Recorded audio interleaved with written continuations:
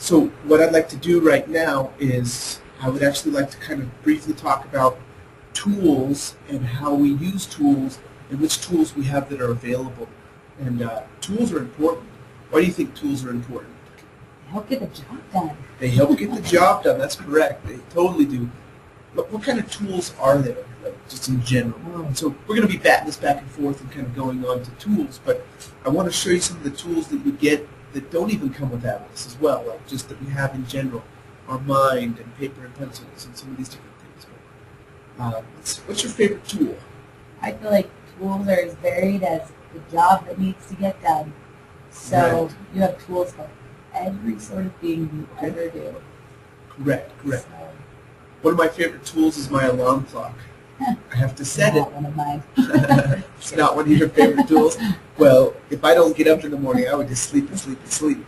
But if my alarm goes off, it is annoying enough that I will actually eventually shut it off, which causes me to wake up. So the interesting thing about that is if I don't set my alarm, will it work? No.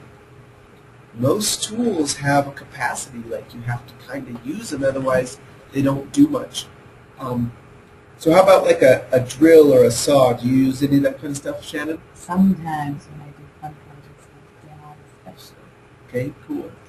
Well, if you have a skill saw, like a nice little power saw, and you have a pile of wood, you can potentially make some great things. But the saw itself never just goes out and does it.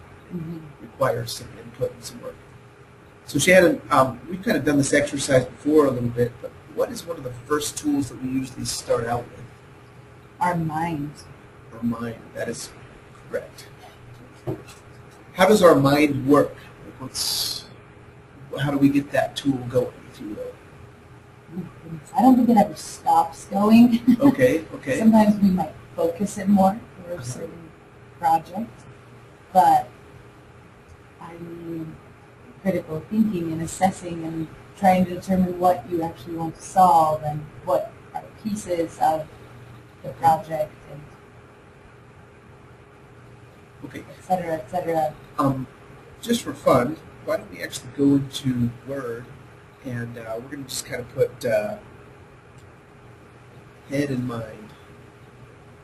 Okay? So also one of the things that I wanted to do, these are tools basically. And I would really like to do eventually like kind of like a little flyer on this kind of to like what's going on. One of the things that I think would actually be kind of cool is what are the pros and cons, or what are the limitations, or what are the advantages, you know? So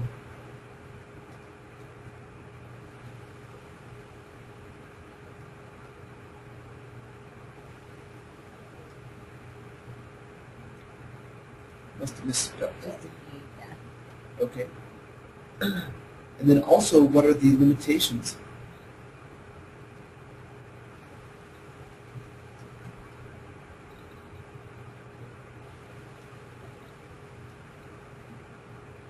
Cool.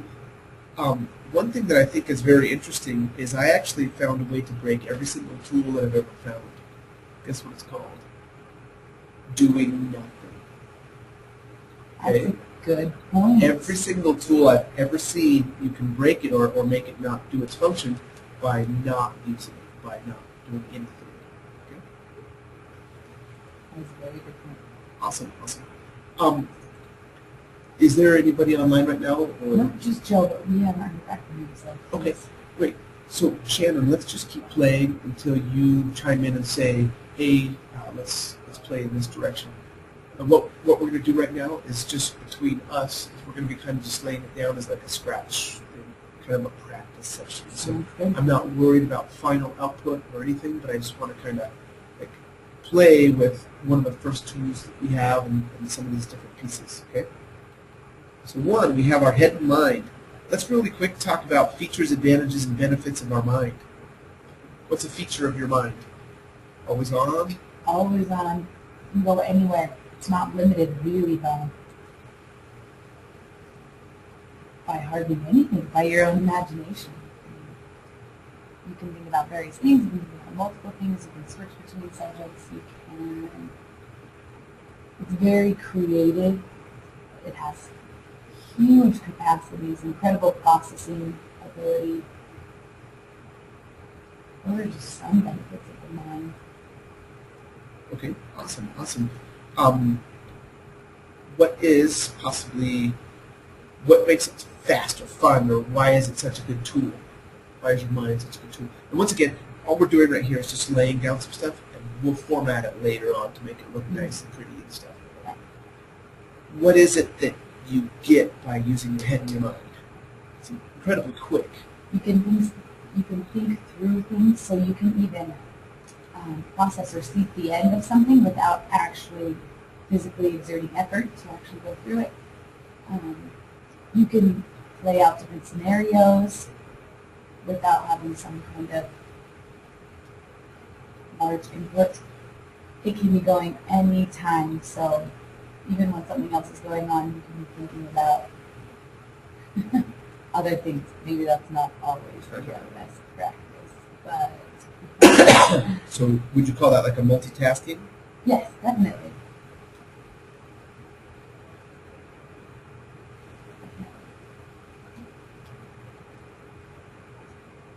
Okay, cool, cool. What are some of the limitations, if you will, of your head and mind? Recall sometimes. Okay, so I'm going to actually put limitations right here. Recall problems? Yeah, recall or searching, memory, exactly, all of those things, definitely. Also, you're limited by what you do know. So, I mean, if you've never had experience with something, if you've heard about it, you can maybe think about it, but Okay, awesome. there's definitely a limitation of knowledge if you have never experienced it at times. Perfect, perfect. One of the other things that I was thinking of a limitation is your physical health. Sometimes if you're sick or whatever, like even though your mind is technically the same, it gets affected by outside sources. And so one of the things that's interesting on your mind is it technically does get affected by outside sources. Yeah, that's true. I thought another benefit as well. The mind almost has an unlimited capacity to learn. Okay. So it has this infinite capacity to retain more information or to process more information. Oh, it's, yeah. I am a terrible speller. No, you're fine. What did you say? It has an unlimited capacity to learn To and learn and process and retain information and yeah, it's a great tool. I hope that you always start here because this is actually, if you can work things out here, then you can translate it into other processes. And so definitely. start here and translate to others. I'm going to go ahead and put that in.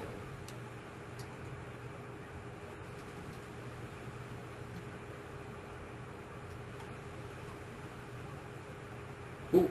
Awesome. So on limitations, any other limitations or ways that we can break? How do you break your mind? Too little sleep. That would be affected by outside sources. Help.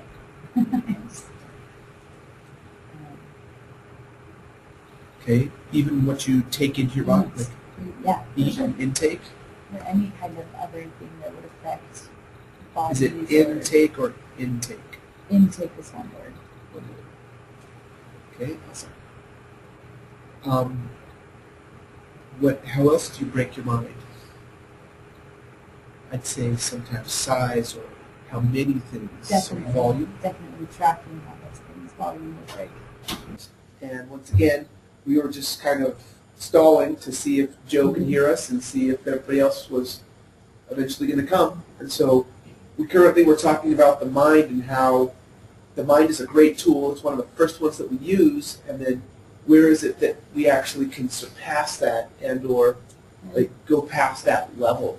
Like, how would you pass up your mind, or when does it break? Like, at what level does it break? And we talked a little bit about physical health and a little bit about the capacity and just the volume, and then even I would say the complexity of it. Like if it gets super complex, you can't keep all of those little compartments in mind. Definitely. Very, very true.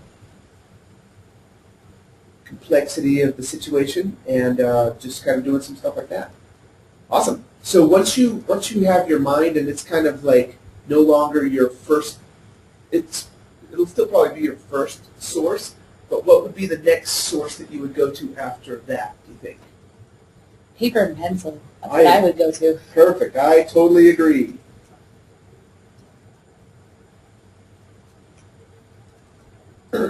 Now, why would that be something that you would go to as a tool?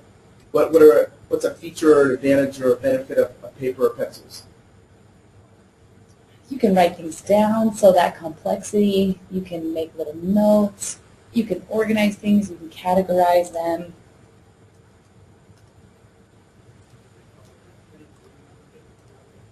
You can do all sorts of stuff.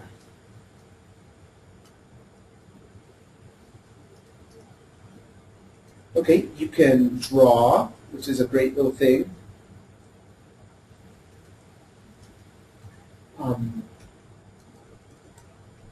What's another thing that you can do with paper and pencil? It doesn't have to exist. Like you can make it up. It's true. You can then file it. You potentially have a written hard copy. Very true.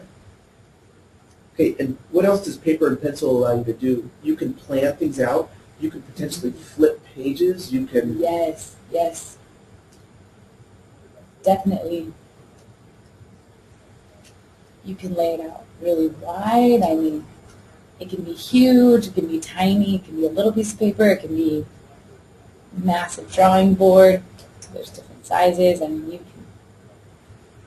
can do a lot of things with paper and pencil. You can erase. Okay, okay. E-R-A-S-E, erase. It's mobile. Okay, what else can you do with, what's so cool about paper and pencils? Like, I love to use it. I use it for my notebook, so it's a written history. I can go back and I can search it. It's then searchable, correct? True. So let's go ahead and go into kind of like limitations of this, of paper. What would one of those be? You said searchability, like it is searchable, but potentially it's not centralized at all. So right. It's,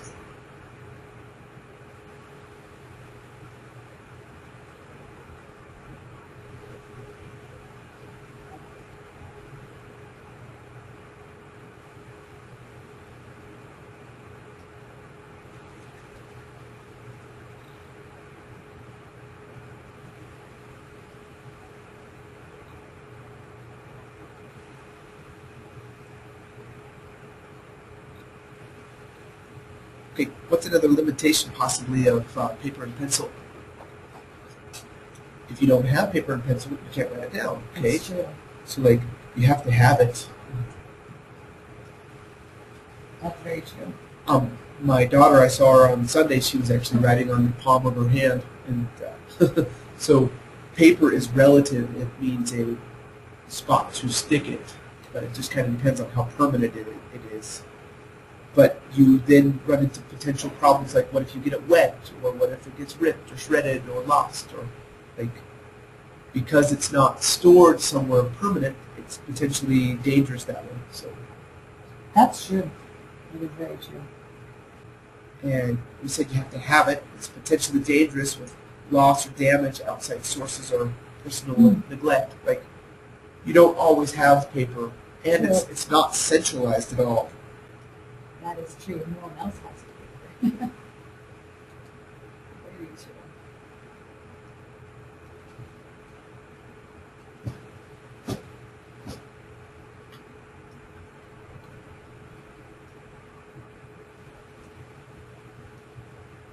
So it's hard to share unless you digitize it or convert it or send it potentially. But then you don't have, like, it doesn't copy well. Like it has a problem. It's not allowed for duplicating very easily. Okay. That is very true. Hard to share unless you send or copy. Okay. So how would you say that it's hard to duplicate, or like it has a limitation of duplications? Or The how, original, or what's that? I say only one original. I Cool. mean, you have copy machines and various things, but it's still, then that can't really be changed in the way the original can. If it is pencil, or or you have the ability to erase or something like that. So Okay, cool. Only the original, only one original. Okay, how do you break pencil and paper? you want to search it. If you want some kind of depth or stacking, or if you're doing if you wanted it to automatically calculate things or automatically track numbers for you, or anything like that that you want it to just inherently do when you put it in, it can't do. I mean, you have to do everything. You could calculate still, but you would have to add up all your numbers. So it won't do anything automatically. It will just sit there. Whatever you put on it, it has, but it doesn't do anything on its own. Okay, awesome. So Awesome. it's What's another way that you can potentially break a paper and pencil model?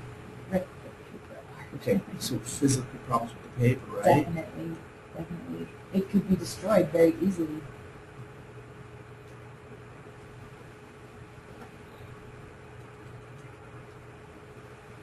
Run out of ink. That's frustrating. Okay, the pencil breaks, whatever. Like, Exactly. Yeah. okay. Another thing is that you said that if you lose the original, like, Right. Starting over again in seconds.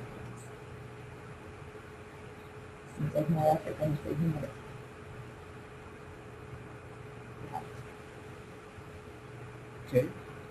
What are some of the potential ways that you can break pencil and paper when you get it all separated and it's all over everywhere? Like, because it's not organized or quickly searchable, it potentially breaks that model if you're really trying to get things fast. Oh, So, definitely. Definitely. Yeah, any of that searching, stacking, organizing.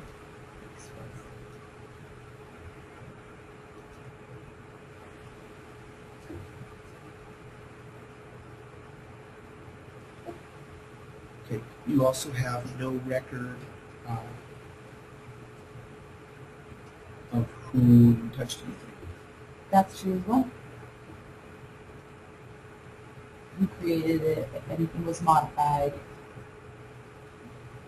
if there were any changes made, definitely.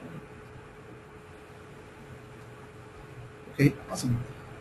Once again, all you have to do to break pencil and paper is once again do nothing. Right. It disappears. Okay, so that happens on every single tool. Is if you do nothing, it goes away. Let's actually go. What's the next layer? So if you go from mind and your mind and your head and your stuff like that, then you take it to pencil and paper. You have lots of freedom there. You have a physical copy of something. Okay, that's awesome. What's the next level that you would say after that? I would assume it would be something computer-based, like a spreadsheet, or maybe even before that, just digital files or something like that. Word processing. Yeah, some sort of like a text document. Okay, so if you have a word processing or a text document, what do you gain? What are some of your features that you gain that are above and beyond paper? You still have all the creativity, right? Definitely.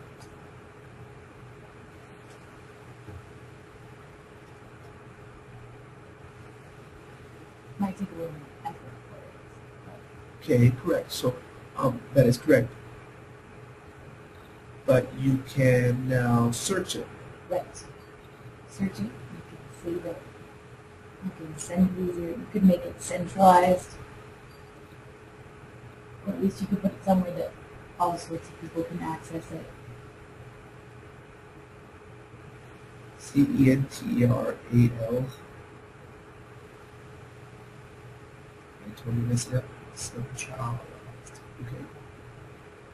Okay. Easy access. What else can I potentially do? Looks nice. It's readable for everyone. It's more formatted, which is very nice in some cases. Okay, awesome, for sure, for sure. That is Because imagine if it was all just chicken scratching, it makes it really tough. Okay.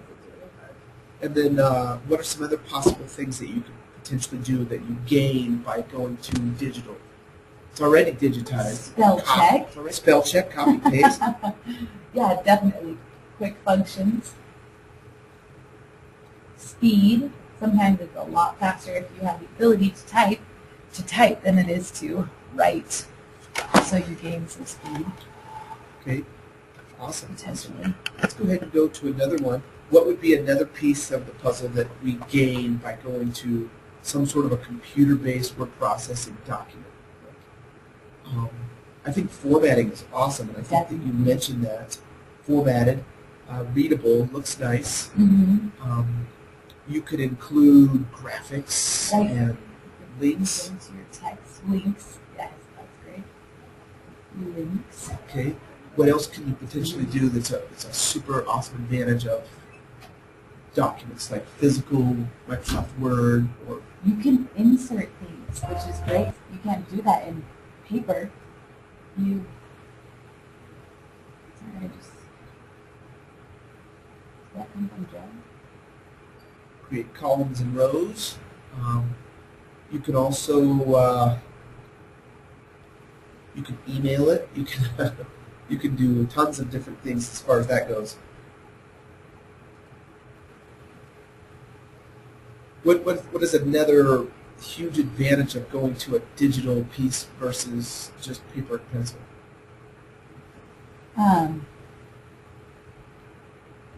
Sorry. Your problem. Your problem.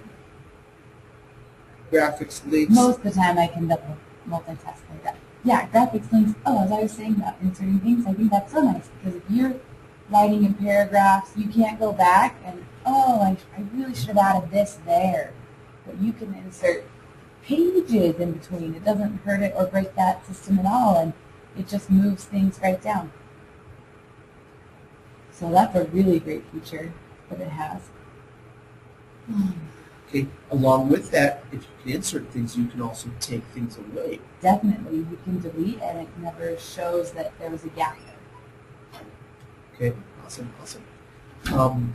I love it. Those are perfect. Perfect. Perfect. Okay. So let's talk just briefly about some limitations. Definitely, you almost can't. It's a little more structured, which is really nice, but sometimes you can't be as creative. So it has to fit within certain rules of formatting. Okay, in some ways. There are certain programs that you can do You things, can do but anything you wanted. yeah. So that would be like a knowledge level or a learning Okay. curve, right? Okay. You have to learn how to use the word processors or various programs. Whereas you just took a paper and pencil, you could do whatever you wanted anywhere. But Okay. you do have to have a knowledge. So you might have some of the limitations in the program that you have. Doesn't even offer these functions. Definitely.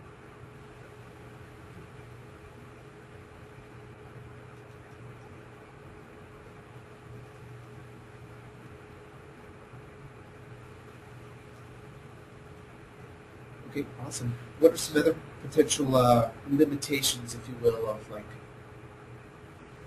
different pieces of that puzzle? Your skill level, I'm just thinking about different people using it. And some people don't like that tool because they aren't Okay. good at it. You, Which is kind of you like have to learning. have electricity. True. Okay. There's a lot of electricity. You have to have a computer, some way to use the word processor. If you're doing links, you have to somehow Okay. have internet. Well, I Even- guess you could make it without it. Potentially, you might need other pieces like printers and Very true. internet connection. If you're sending an email, like it's great if you have it, but if you have zero internet connection, it doesn't do you any good. Like if you don't ever connect, if you have no way to connect your device to a printer, Right. you basically then have to send it off to another place. Mhm. And you have to kind of start dishing things off to outside sources, right? Definitely.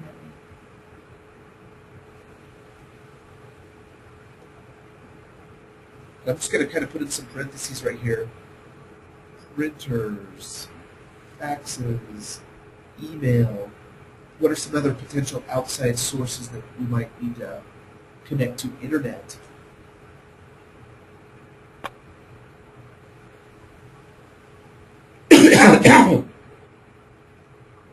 Cool. How do you break a Word document? Well, if it's not centralized, it doesn't do anybody else any good. That's Okay. true. That's true.